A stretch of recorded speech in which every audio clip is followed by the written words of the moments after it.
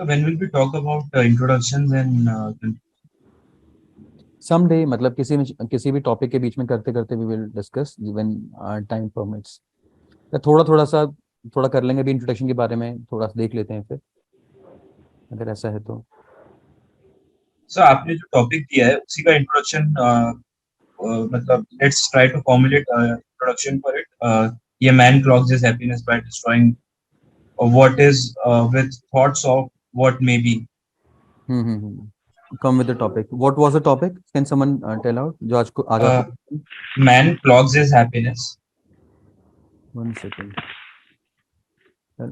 Man clogs his happiness clogs his happiness by destroying what is by destroying what is what is with thoughts of what may be. With thoughts of Thoughts of what may be. What may be. Right.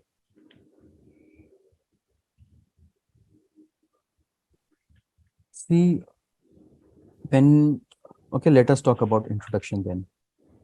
How to write introduction of a topic? There are many ways in which you can write introduction, um, and I think one of the most effective way of writing an introduction is to do paraphrasing. When you can paraphrase that topic, that is one of the best way, one of the most robust way.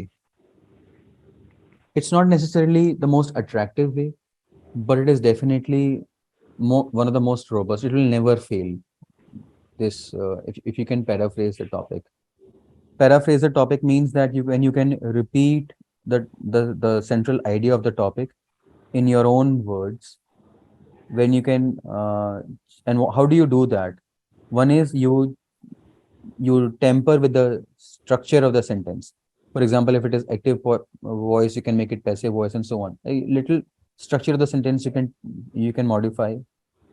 Instead of writing one sentence, you can write 3 sentences to say the same. In this way, you can do a little bit of tempering with the structure. And in the second way is that you change the words. Think of some synonyms. Like for example, if the word is clogs here, then what other synonyms can be? Obstructs, obstruct, for example, hijack, block, block, block, and so chalk, on. Chalked, and so on. Okay. What can be happiness? Pleasures. Okay. So in this way, if I had to say this thing, that we often come across scenarios in our life, and now instead of man, I would have said we. So we often come across scenarios in life where we miss out the pleasures of our life, or when we block the access to the pleasures of our life, or when we cannot enjoy the pleasures of our life because we are too much, अब with की जगह मैं कुछ और word यहाँ पे लेकर आऊंगा, maybe like obsessed, because we are too much obsessed with what maybe का क्या मतलब है future. So how I will paraphrase this in line, that quite often we come across such times in our life where we are obsessed with the future and we lose sight of the present, and or we are not able to derive pleasures of what the present has to offer to us.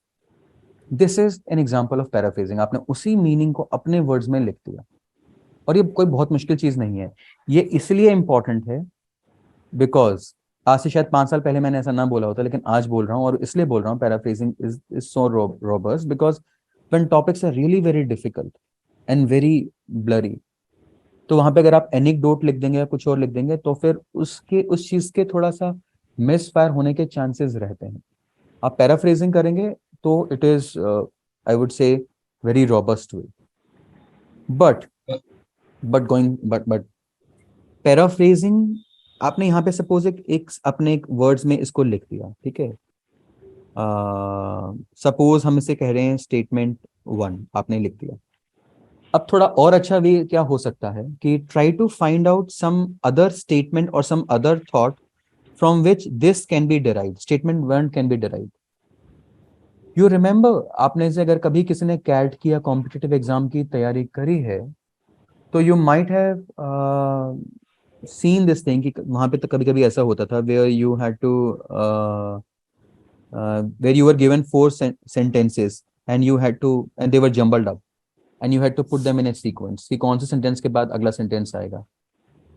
थोड़ा थोड़ा वैसा कि imagine करिए कि ये वाला sentence है, ये वाला जो थॉट है, इससे पहले का सेंटेंस है, पहले का थॉट क्या होता. Now to give you an example, suppose आपको ऐसे लिखने को दिया जाता है काउ की इकोनॉमिक यूटिलिटी पर. मुझे मालूम है you will never get an essay like this, but I am just for the sake of example I'm telling you cow's economic utility. So what you would have been writing, that cow is a very that cow is has many economic benefits for the people who domesticate her. लेकिन ये flow किससे कर रहा है, ये flow किससे कर रहा है, cow is a very important animal या very holy animal या very key ingredient of Indian culture, वहां से कर रहा है. यानी कि वो सिंपली काव के ऊपर से डिराइव कर रहा है. अगर ऐसे काव के ऊपर होता तो आप एनिमल के थॉट से शुरू करते. आप यानी कि एक स्टेप पीछे जा रहे हैं और फिर उससे अगले स्टेप पर आकर यानी कि सेकंड पॉइंट पर आकर आप ब्रेनस्टॉर्म करेंगे. आप समझ रहे हैं जो मैं कहना चाह रहा हूं. इन ए वे इसे ऐसा इमेजिन करिए कि एक इन्वर्टेड ट्रायंगल है. ये एक इन्वर्टेड ट्रायंगल है, यहां आपका टॉपिक रखा हुआ है बीच में, और आप एक स्टेप पीछे या 2 स्टेप पीछे जाकर उस आइडिया को कैच कीजिए जिसके आइडिया से ये वाला टॉपिक फ्लो कर रहा है या जिसे लिंक किया जा सकता है. यहाँ पे एक और एग्जांपल देता हूँ. जैसे सपोज टॉपिक है इनोवेशन के ऊपर, तो why is innovation so important. maybe one reason can be that change, because we are always changing. We are a society where change is the fundamental law of nature. तो आप बात करिए change की कि change is the fundamental law of nature. We are living in a world where nothing is stable, where everything is changing every second. We don't know what will happen tomorrow.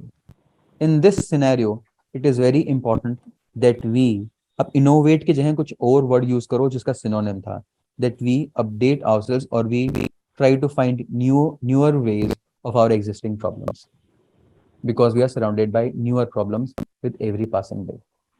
और फिर आप वहां पे उस चीज को ब्रेनस्टॉर्म सा कर दो. यानी कि अब यहाँ पे काउ एनिमल को छोड़ते हैं, वो तो मैंने आपको कोई ऐसे ऑब्जेक्ट वाला एग्जांपल दिया था. अब यहाँ पर इमेजिन कीजिए कोई यहाँ पे फिलोसफिकल टॉपिक है, इसकी पेरेंट फिलोसफी जो होगी या इसकी कोई सिबलिंग फिलोसफी होगी उसको थोड़ा सा डिस्कस कीजिए, फिर इसके ऊपर आइए. दिस इज ब्रेनस्टॉर्मिंग का थोड़ा सा एडवांस लेवल. अब यहाँ पर अगर आपको और इम्प्रोवाइज करना है, if you want to improvise it further, what you can do is that you can introduction को हमें थोड़ा सा पावरफुल बनाना है. we have to make introduction powerful. how can we make introduction powerful, or how can we make introduction very catchy.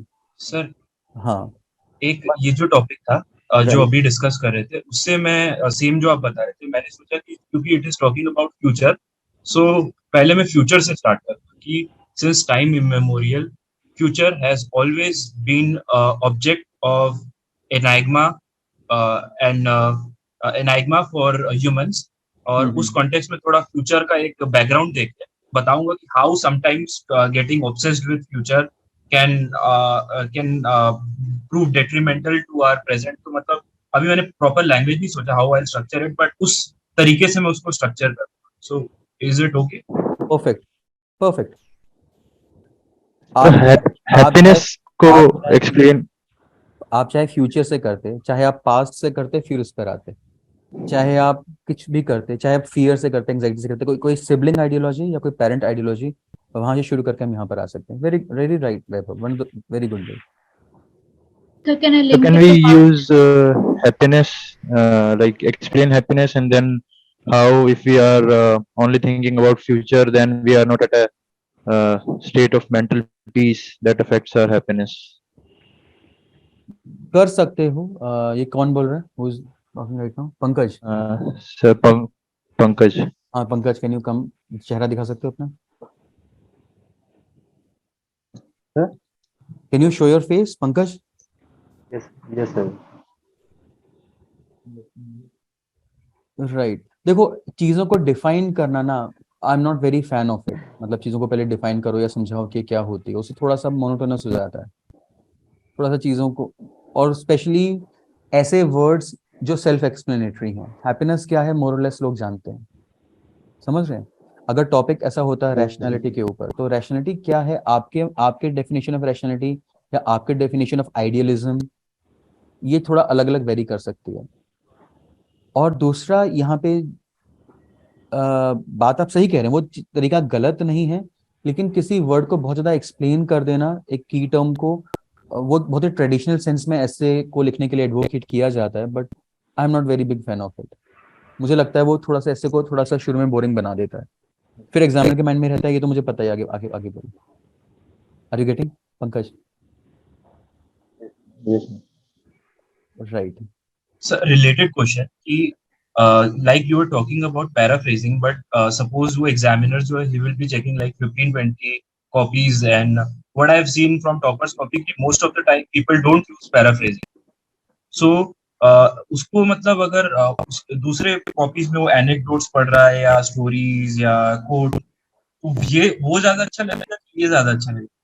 देखो मैंने paraphrase को के बारे में ये कह रहा हूँ कि it is one of the most robust way और आप किसी भी तरीके से शुरू कीजिए टॉपिक को इट इज योर चॉइस लेकिन पैराफ्रेज तो आपको करना ही है करना ही 100% व्हाट आई मीन इज हो सकता है कि आप एनेक्डोट से शुरू करें हो सकता है आप किसी कोटेशन से शुरू करें हो सकता है किसी सॉन्ग से शुरू करें कुछ क्वेश्चंस पूछकर शुरू करें लेकिन first paragraph second paragraph third paragraph के बाद आते आते कहीं ना कहीं बीच में आपको वो पैराफ्रेज भी ऑटोमेटिकली करना ही पड़ेगा वो लिंक दिखाने के लिए कि हाउ योर एनेक्डोट और सॉन्ग और पोएम और whatever it was is connected to the central idea of the topic and one thing which I see very often is कि students they are not able to understand the topic और at least they are not able to convince the reader that they have understood the topic so paraphrasing is a safety net आपने अगर topic में कहीं पर specially शुरू के कुछ pages में अगर पैराफ्रेज कर दिया तो आपने एग्जामिनर को इस चीज की तो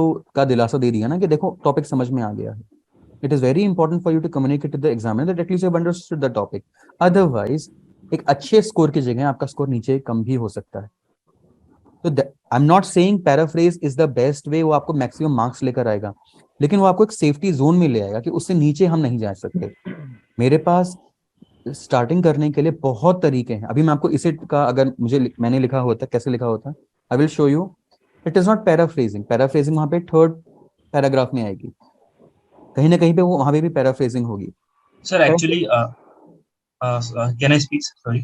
right right Yeah. So I'm a journalism student. हम लोग जब articles वगैरह लिखते थे तो what I used to do was often use this technique of paraphrasing. So I'm very comfortable with it. So but मेरे को I want to use this technique, but थोड़ा सा I was a little fearful कि कहीं ऐसा ना हो कि बाकी लोग anecdotes और सब लिख रहे हैं. आप एक बार सामने आ सकते हैं वैभव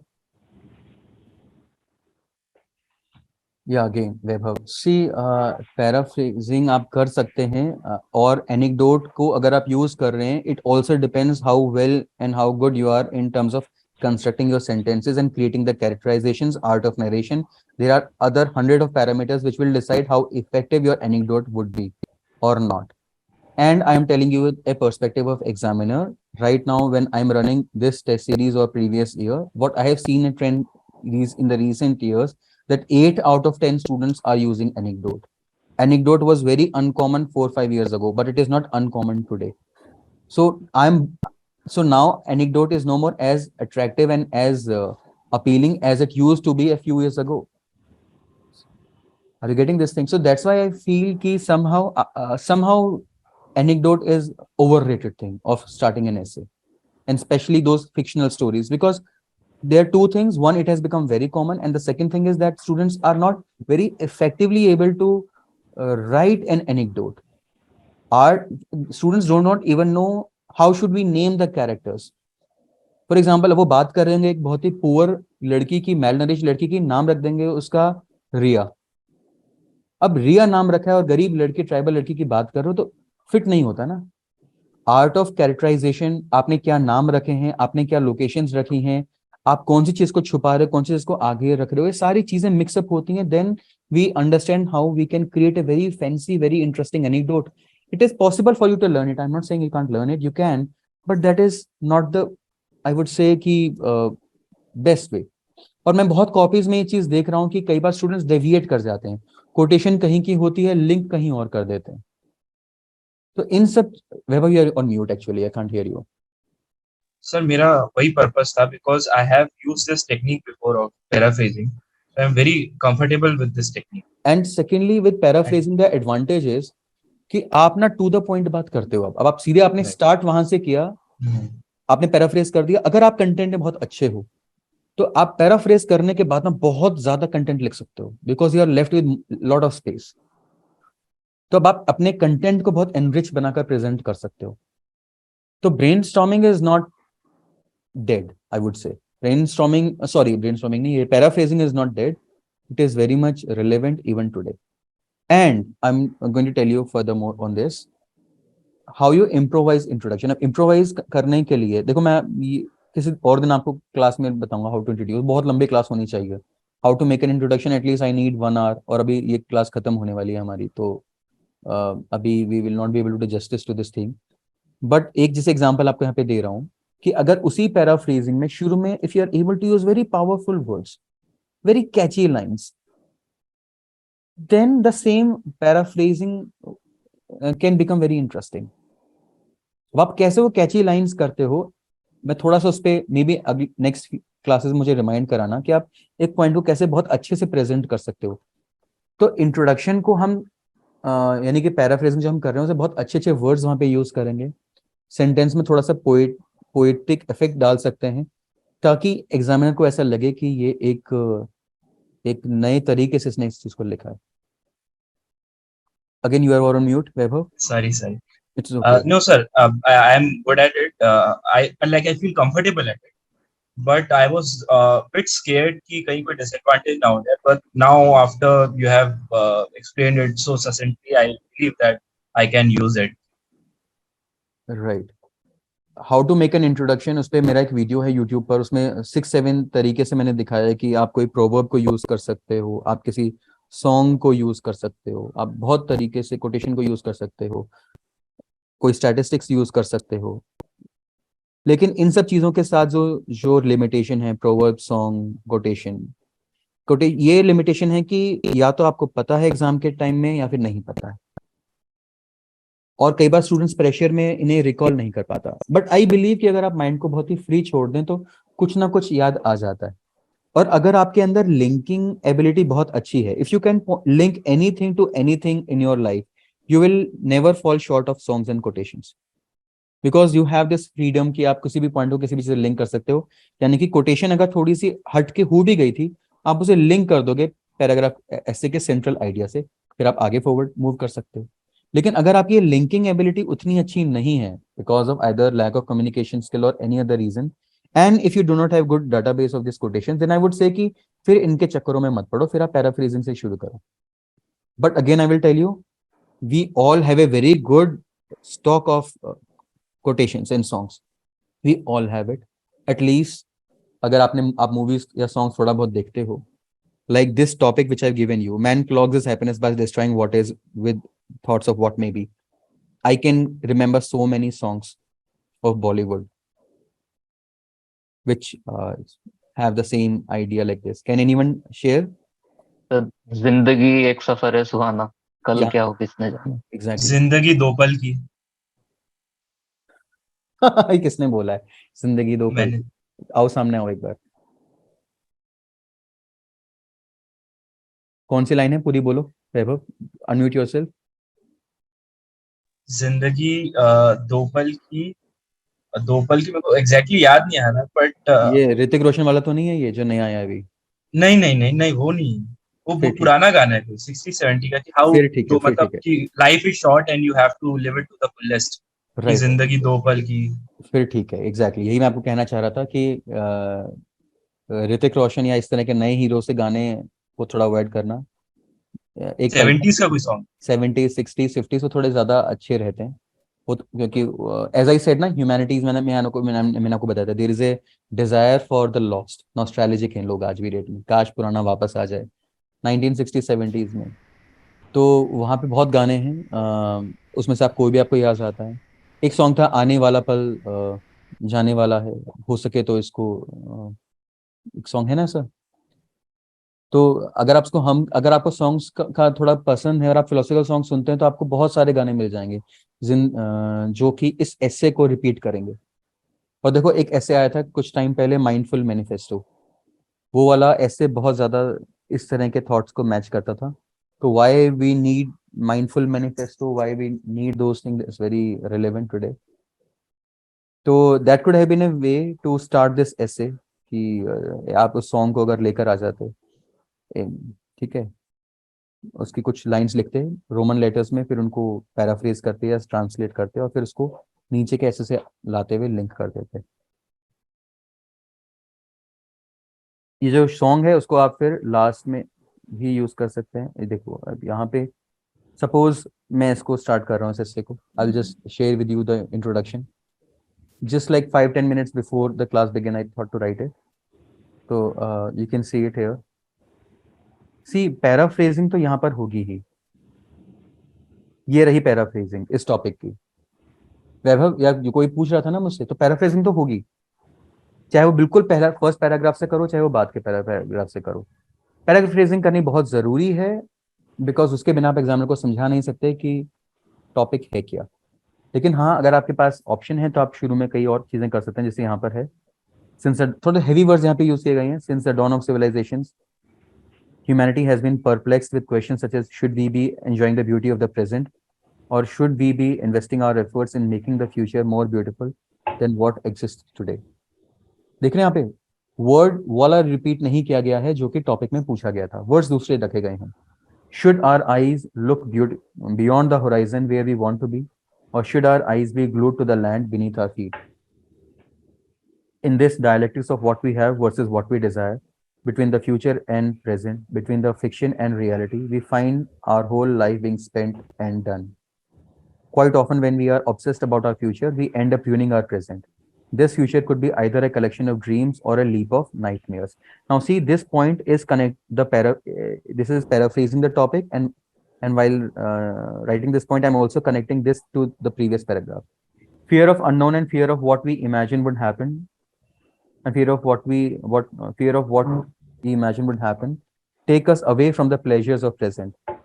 Now there are some examples with which we can move forward in the now we have entered into the body of the essay. यहाँ तक इंट्रो चल रहा था, यहाँ पर आपकी बॉडी शुरू हो गई है, and this is how you make a very smooth transition. अगर इस ऐसे में एग्जैक्टली आप बोलो तो आप ये नहीं कह सकते कि बॉडी यहाँ से शुरू हो रही है, बॉडी उसका यहाँ से शुरू हो गई, यहाँ से शुरू हो गई हो। शुरू में इंट्रो था, बीच में कहीं आके अचानक से बॉडी वाला पार्ट शुरू हो गया, आप बता नहीं सकते कि बॉडी वाला पार्ट कहाँ से शुरू हुआ है। This is how we move slowly, and that is what I say in essay writing. जो वो लोग बिल्कुल इंट्रो बॉडी कंक्लूजन 3 पार्ट में हेडिंग्स डाल के सेपरेट करते हैं, it's a very bad way of writing, because वहां पे इंटरेस्ट लूज आउट हो जाता है। आप इस ऐसे को शुरू से रीड करेंगे तो कहीं बीच में ब्रेक नहीं आएगा, ऐसा लगेगा हर पैराग्राफ अगले वाले पैराग्राफ से कनेक्टेड है। So what I was telling you, quite often when we are obsessed about our future, we end up ruining our present. This future could be either a collection of dreams or a heap of nightmares. Fear of unknown and fear of what we imagine would happen take us away from the pleasures of present. For example, it is a fact of life that we all have to die one day. Anything that was ever born will perish for certain is a law of nature. On every passing year of our life, we have a choice either to rejoice in celebration like birthday or to fall in anxiety like looming death. And then you can go on. आपको आज capitalism का example बताया, आप उसको discuss कर सकते हैं कि how capitalism is infusing grid in us, is greed for more and more, and it makes us dissatisfied with what we have. You can talk about families, how families are breaking apart, splitting with tensions because people, they have distrust over each other, they are afraid of something bad will happen. Some families break down because partners believe that they would have divorce, and the fear of divorce, it kills their present moment. We can talk about how politicians around the world are instilling fear, and so on. song Aane Wala Pal and so on. This is the brainstorming, and in this way you could have moved forward. Somewhere towards the end, you could have also discussed the contrary of this essay, that if there are no dreams, then what will draw us forward? What will keep us moving forward?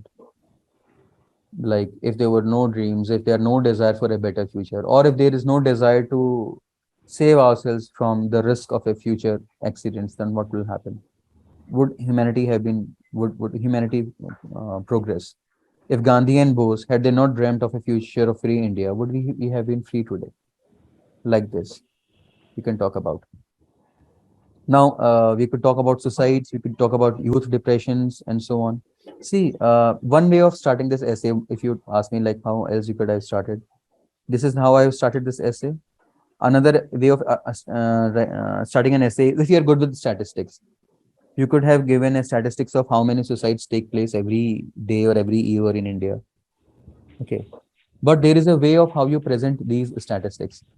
Instead of saying that India mein suicide rate is 11%, yeah, 11 per lakh, whatever it is, what you can say is that by start your line like this with a very, very stunning remark or very stunning idea like this, that by the time you by the time you read, or by the time you have read this essay, one person somewhere in India or one student somewhere in India would have committed suicide as per the rate of suicides presented by NCRB.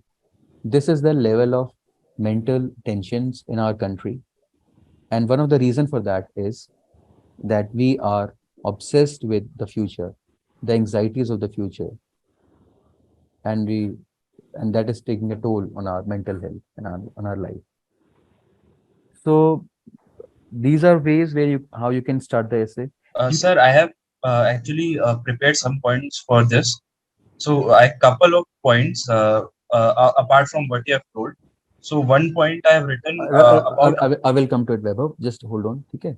I will come to it. We were talking about introduction. So let me complete this discussion around what is introduction. See, the questions which have been asked here: should our eyes look beyond the horizon where we want to be, or should our eyes be glued to the land beneath our feet? So what I'm telling you, one way to start the introduction is you can also ask questions. There are hundreds of ways of starting essays besides anecdote and besides paraphrasing. You can also start questions like these. Okay, like here also there is a question. Should we be investing our efforts in making the future more beautiful? So asking question is one way of starting an essay. Ask questions. Second is your language. If you can improvise your language, and how we improvise our language, a skill maybe some other day I will tell you. I will use the same example, but that day I will tell you that how to write like this. There is a very scientific way how you can construct sentences which are as appealing as these. If you practice them, you will be able to do that. But it's 10 p.m. now around. You have to wind up. And Vaibhav also want to say, and any of you would be ready to say something about this topic. So let us keep some time for that. And how to construct sentences like that, one day we will be discussing this, possibly in the class related to presentation skills. Okay. Sir, just one question I had to ask. Right. Like when we write some Hindi songs or quotations in the Roman script, so do we also need to explain that in English? Exactly. Yes, of course. Very much important. नहीं ऐसे एक दो piece तो लूंगा ही, but नहीं है. If you write something in Romans, you have to write anything in Roman, irrespective of which was the language. You never write in Urdu or Devanagari. You have to write in this. And also explain that. Yes, you also have to explain it. At least the central idea, if not word by word translation, at least paraphrasing of what you said, or the central idea of that poem, or those lines. In bracket, something like that. Not bracket. Like suppose, very simple, like suppose if you write like this, that aane wala pal jaane wala, not like this. Like this, aane wala. Like you write like this, okay? If you once you have written this, that these lines drawn from a popular cult song of 1960s to 70s suggest, या तो आप यहाँ पे उसका idea कर दो, एक तो ये तरीका है, या फिर यहीं पर या फिर ये ऐसे आप इस इन लाइंस के नीचे लिख सकते थे, which can be translated as, फिर आप यहाँ पे 2-3 लाइंस में लिखते कि the moment which is about to come will lapse at any point of time and all that you can do is hold on to the moment which is there and enjoy it. Are you getting? तो आप पहले English में से 4-5 lines में लिखो और फिर ऐसे लाइन लिखे which can be translated as this, 3-4 lines में इसको उसका ट्रांसलेशन लिखो. लेकिन जब इसे लिखते हो ना तो थोड़ा सा ना इंडेंटेशन का ख्याल रखना और इन्वर्टेड कॉमास या सिंगल इन्वर्टेड कॉमास में लिखना ताकि एग्जामिनर को पता चल जाए कि आप एक कोटेशन से यूज कर रहे हो और you are writing something which does not belong to English language. थोड़ा सा उसको वो चीज हाईलाइट करने के लिए. या और सेफ खेलना चाहते हो यहाँ पे तो फिर ये वाली जो लाइन है ना, these lines drawn from a popular cult song, इसको पहले लिख दो. There is a popular song in Indian movie industry. Yeah, there was a popular song in 1960s and 70s whose lyrics were, the 4 line लिखो, which can be translated as, वो 4 लाइनें लिखो और फिर उसे कनेक्ट करो कि the central idea of this songs was that we should be living our life in the present moment and not be obsessed by what has happened in the past or what would come forth in the future. Essay. Is it okay? The person who asked the question? Yes, sir. Who had asked this? Sir, Saket. Yeah, okay, sir. So, with this, we will be moving towards the closure. Okay. Hello, sir. Yeah, there was a person who wanted to add his content on this. Yes, sir. So since you talked about technology, capitalism, how professors detested, so मैंने उससे related एक point आप बोला था. सामने आ जाओ एक बार, वैभव. So, sir, I had written a point related to technology and capitalism. So the point was that how because of the possibilities that technology and capitalism hold in future, we are ignoring the issues that they are causing in the present, such as inequality, data colonialization, and how it is harming us. Another point which I had written, But this seems to contradict the topic. how because no, I was written how because of yeah, sorry, I didn't realize it, sorry.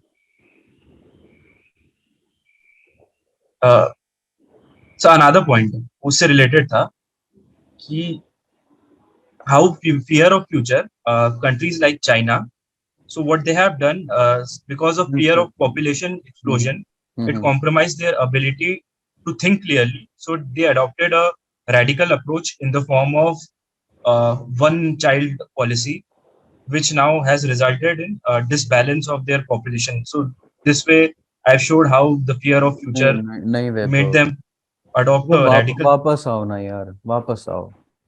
तुम कौन हो यार? तुम हम लोगों के साथ में से एक नॉर्मल से इंसान हो, इंसानी बातें करो.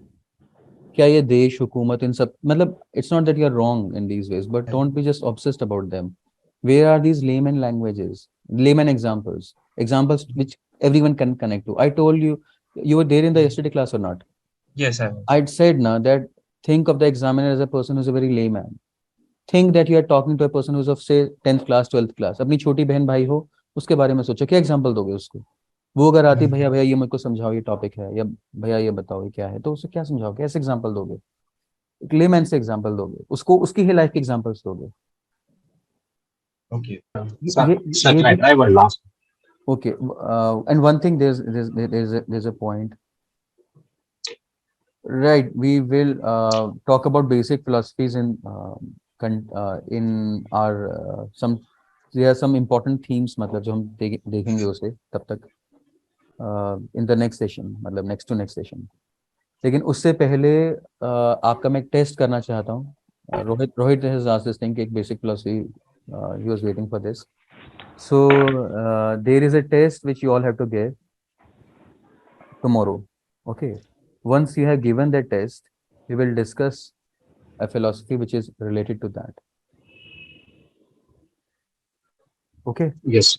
Sir, I have a request, sir. I have a political science lecture to attend at 8, so it Mhm. becomes difficult for me to attend both these sessions. So, like, uh, is it possible for a reschedule, or like should I go with attend seeing the recorded lectures?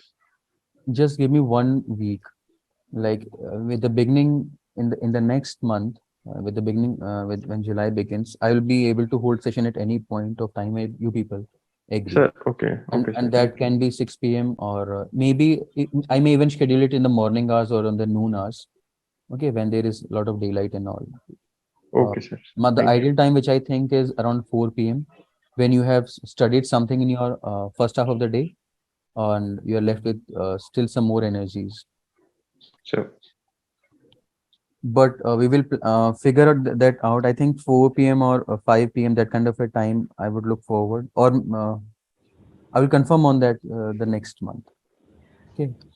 But right now, these 2 classes have been held. Now, the next step is your test.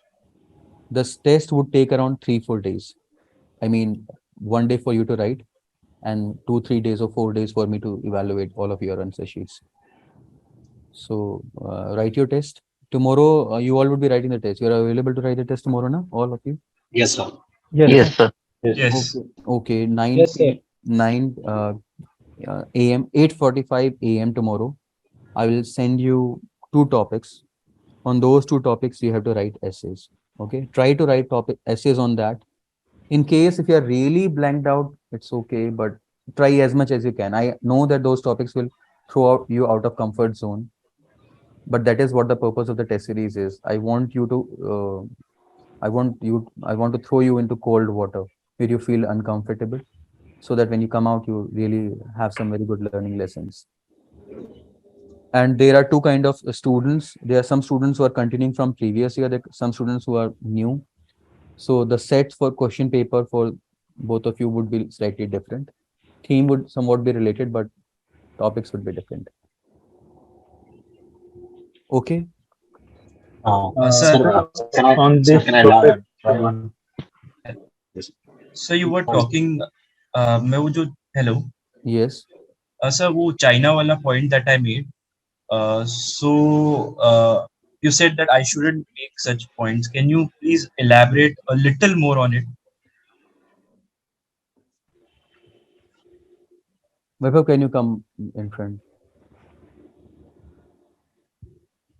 Yeah, Vaibhav. The Vaibhav देखो. What happened during that point of time? मैंने ये नहीं कहा कि आप वो point मत बनाओ, आप एटलीस्ट शुरू में उसको लेकर मत बनाओ. मैंने आपने 3 एग्जांपल वहां पे दिए थे, और तीनों एग्जांपल एक मैक्रो लेवल के थे, बहुत ही हाई लेवल के थे.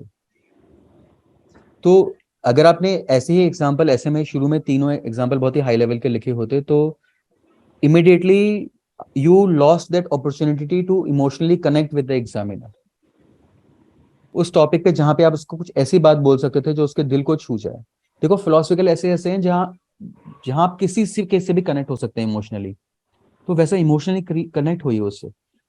वो सारे पॉइंट्स कनेक्ट करने के बाद आप बाद में चाइना के बारे में लिखिए, रशिया के बारे में लिखिए, इंडियन गवर्नेंस के बारे में लिखिए, सब लिखिए, नो डाउट. बल्कि वो लिखना भी चाहिए. वहां पे फिर आपकी वैरायटी दिखेगी, या फिर मैक्रो लेवल पर आएंगे. लेकिन आप शुरू में ही ऐसे बोरिंग चीजें कर रहे हैं यार.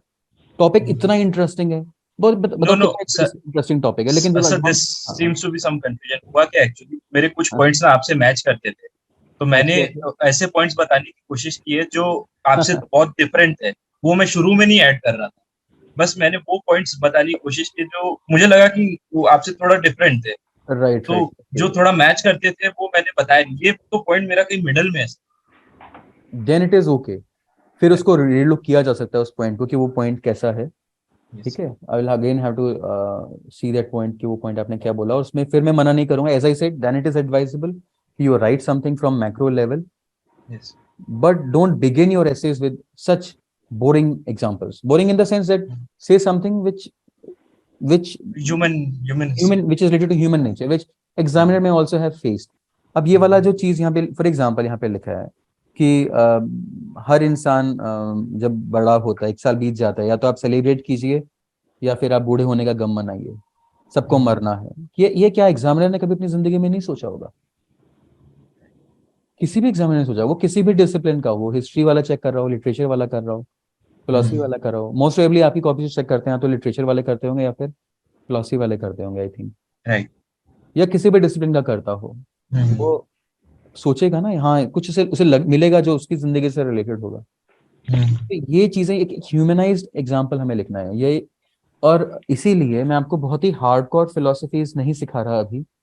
हार्डकोर फिलोसफीज जो होती हैं वो फिलोसफी ऑप्शनल में ठीक रहती हैं। एंड अगर आपकी कॉपी चेक करने वाला फिलोसफी ऑप्शनल का पर्सन नहीं है तो उसके लिए फिर वो ऐसे आपका वो लिखा हुआ ऐसे बोरिंग हो जाएगा, and there is a possibility फिर आपसे कनेक्शन लूज कर देंगे। Got your point. Sir okay, मुझे सिर्फ एग्जांपल याद आ रहा है सर से ह्यूमंस बता सकता हूँ। जल्दी से बताओ राज। या यस सर, जैसे सर कुछ पार्ट ऑफ अ कंट्री में सर हम मैरिज का इंस्टीट्यूशन शुरू करते हैं बाय सीइंग द ज्योतिष, बाय सीइंग द फ्यूचर। कि अगर वो मैच हो रहा है तभी हम आगे बढ़ते हैं। तो सर ये हैप्पीनेस हमें सीधा करना चाहिए rather than seeing the future. Future क्या है, if we like the person we start rather than ज्योतिष देखेंगे और फिर वहां नहीं होगा तो कैंसिल करते हैं सब part of the. Right, very good, very good, very good, very good, very good. I like this example very much. अब बाकी लोग सुनो, अगर इस एग्जाम्पल को अगर आप एक स्टोरी में कन्वर्ट कर सकते हो, if you have that calibre to convert that into an anecdote, you can try it. सब कोशिश करना, अगर एनेक्डोट बना पा रहे हो तो लिखो उस एनेक्डोट को, उसके अंदर कैरेक्टर्स बना दो। There is a girl and boy. मैं अब मैं सोचता हूँ आजकल के नाम ना लिखा जाए, नेहा, राहुल, ये सब, बिकॉज शायद यूपीएससी में नाम डिस्क्लोज करना एक गलत चीज होती है। तो maybe they can take a counter view to this. Anyway, it's your choice. आप नाम लिखिए। There two individuals, they love each other, they are happy to be with each other, they have plan to marry, but just before they were finalizing their marriage, and they have approval of their parents also, everything is falling in line. But suddenly some astronomical details come out, according to which it is said that the marriage would turn into a disaster, or maybe death of some person. Should they go forward with the marriage, or should they hold back? उसके बाद फिर topic पे आ सकते हो। अगर यहीं पर आप ये लिख देते हो कि they could not marry because of that fear of catastrophic situations taking place, तो ये भी उसके बाद ये भी किया जा सकता है। लेकिन एंडिंग देने की जगह एक क्वेश्चन छोड़ दो वहां पे कि should they go forward and marry और शुड दे होल्ड बैक। अगले पॉइंट पे आ जाओ। Question such as these have plagued humanity since the beginning. That should we be obsessed, should we be concerned about the future or be more driven towards our present? अब आपने जब यहाँ पे answer नहीं दिया ना, वो एग्जामिनर ढूंढता रहेगा आंसर, उसके दिमाग में घंटी बजती रहेगी कि सच में करना क्या चाहिए था उनको यार, शादी कर लेनी चाहिए थी या फिर अलग हो जाना चाहिए था, खुद की जिंदगी में सोचने लग जाएगा। यहाँ पे आपने बहुत प्यारे तरीके से फिर आप अपने इस पॉइंट को एक एनेक्डोट में कन्वर्ट करके और आपने उस एग्जामिनर से कनेक्शन बना लिया। आप समझ रहे हैं मैं जो कह रहा हूँ? इनफैक्ट इसके ऊपर थोड़ा सा एक्स्ट्रा पॉइंट है, जिनको याद करने का अच्छा लगता हो, ठीक है, वो याद कर सकते हैं। There is an award winning novel, cry the peacock. Cry the peacock, it is being taught in all Indian universities. This novel is written by Anita Desai. थोड़ा सा यहाँ पे सुन लो, ठीक है? कहानियां सुनते हैं तो हमें फिलोसफी ज्यादा अच्छे से समझ में आती है। Can I go ahead with this? Do I have approval of all of you? Yes. Yes sir. There is this novel, Cry the Peacock, written by a feminist writer. I think she's Anita Desai. Most probably she's Anita Desai, whose daughter Kiran Desai won Booker Prize for Inheritance of Loss. Anyway, this is the novel in Cry the Peacock, Anita Desai. She talks about, in this novel, there are two characters, Maya and Gautam. Maya is a woman who believes in love. उसे जिंदगी में प्यार चाहिए, अपने husband से उसे emotional support चाहिए। Husband is a I think he is an engineer or वो या फिर he's doing some government job. Most probably I think he is a government job and he's an engineer or a civil engineer sort of thing. And he's very mechanical in life. He is very rational. ठीक है? He is driven by rationality. He is driven by objectivity. And Maya is someone who believes in love, who is passionate. उसे emotional connectivity चाहिए. अब इन दोनों के बीच में एक mismatch है. अब देखो बहुत से लोग, अब इस मैं आपको कहानी इसलिए बता रहा हूं, आपको अब समझ में आएगा कि रैशनल का एग्जैक्ट मीनिंग क्या है and why in literature and humanities we do not love this word rationality so much and why how rationality so much opposite of passion. तो होता क्या है इस नॉवल में, माया जो कैरेक्टर होता है, when she was young she had, और I think around her marriage she heard a prophecy मतलब भविष्यवाणी. उसे एक प्रोफेसी मिलती है कि after her marriage, after 4 years of her marriage, one of the partner will die. ठीक है. अब उसको ये जो डर है कि 4 साल बाद एक पार्टनर मर जाएगा, उसको ये डर सताने लगता है और उसको ये डर लगने लगता है कि वो मर जाएगी. और इस डर की वजह से वो अपनी उस मैरिज में ठीक से इन्वॉल्व नहीं हो पाती और उसका डर जो है इतना ज्यादा हो जाता है कि लास्ट में सच में ऐसा होता है कि एक मर जाता है, पागल होके मर जाता है. आई थिंक छत से कोई नीचे गिर जाता है. But most probably I think वो माया नहीं होती, वो शायद गौतम होता है जो मरता है, या वो गौतम को नीचे गिरा देती है और लास्ट में पागल हो जाती है. इन दिस वे एक फियर ऑफ जो प्रोफेसीज होती हैं, हमें कई बार ना जिंदगी में प्रोफेसी हम कहीं से सुन लेते हैं कि ऐसा होने वाला है, और जो प्रोफेसी से होते डरते डरते डरते कहीं ऐसा हो ना जाए, फिर वही चीज हो जाती है. अब यहाँ पे देखो रैशनैलिटी, जो आपको समझाना चाह रहा हूँ कि रैशनैलिटी क्यों एक बुरी चीज मानी जाती है. रैशनैलिटी, एक एग्जांपल दे रहा हूँ. गौतम, अब ये है कैरेक्टराइजेशन, आर्ट ऑफ कैरेक्टराइजेशन. देखो राइटर का कितना अच्छा है. गौतम कौन थे? बुद्धा. गौतम बुद्ध. माया कौन है? माया का अर्थ क्या है? Maya, It's a illusion, demon. worldly pleasures. Worldly pleasure, worldly pleasure. So there, through the names itself, writer has shown a contradiction between worldly pleasure on the one side and other worldliness or disillusionment with the worldly pleasures on the other side. ठीक है. इन दोनों के बीच में कैसे एक mismatch है. माया जो है वो फेमिनिन, एक ट्रेडिशनल वुमेन को डिनोट करती है. गौतम एक बिल्कुल एक टिपिकल एक ट्रेडिशनल मेल को डिनोट करता है, who is not so much into love and emotions. कहानी के शुरू में एक इंपॉर्टेंट कैरेक्टर है इनके नोवेल में, एक डॉग है, मैं उसका नाम भूल रहा हूँ, कुत्ते का नाम क्या था लेकिन आपको जस्ट एक एग्जांपल दिया जा रहा है रैशनैलिटी का. वो जो कुत्ता होता है, वो कुत्ता मर जाता है, दैट डॉग इज डेड. और उसकी, अब जिनके घरों में कुत्ता होगा उनको पता होगा कि when a pet dies your how, आपको कितना दुख होता है. तो माया उसकी डेड बॉडी के पास बैठ के सोच रही है, दुखी है, वो अंदर से रोना चाह रही है, आंसू फंसे हुए वहां पर. इतने में गौतम, उसका हस्बैंड, आता है और उसे देखता है माया को कि कुत्ते के पास ऐसे बैठी है, मरे हुए कुत्ते के पास. तो वो उसे माया बोलती है कि दैट डॉग डाइड. तो गौतम बोलता है कोई बात नहीं, we will buy another one, और इसको बरी कर देते हैं, और उसको सीधे उसको बरी कर देता है वहां पे. अब Gautam does not participate in that process of grief. Maya वहां पे रोना चाहती थी, गौतम नहीं रोता उसके साथ, इन द सेंस उस मूवमेंट पे वो उससे डिटैच्ड होता है. He is very much driven by rationality. Rationality क्या कहती है कि कोई मर गया तो उसको बरी करना चाहिए. This is what a logical way out is. What is emotional way of this, emotional and passionate view क्या कहेगा कि उस डेड बॉडी के पास बैठ के आप रो, दुखी हो. रैशनल वे क्या कहेगा कि अपना टाइम बचाओ, क्या जरूरत है, कुत्ता ही तो था, एक और आ जाएगा. तो ये रीजन है कि लिटरेचर में, ये ह्यूमैनिटीज में जो रैशनैलिटी है, इसको कोई बहुत पॉजिटिव वे में हम लोग नहीं देखते.